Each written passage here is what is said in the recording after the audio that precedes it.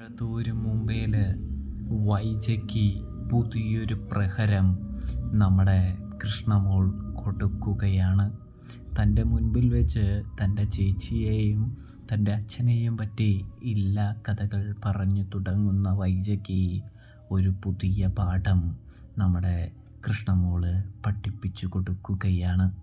അതായത് അമ്മ വിചാരിക്കുന്ന പോലെയൊന്നുമല്ല കാര്യങ്ങളെന്ന് കൃഷ്ണമോൾക്ക് പറയണമെന്നുണ്ട്.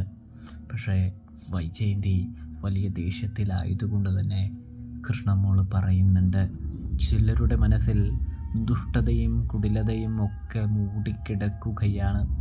അതുകൊണ്ട് തന്നെ തീർച്ചയായിട്ടും അതെല്ലാം ഒരു ദിവസം അച്ഛൻ തൂണ്ടി വെളിയിലേക്കിടും.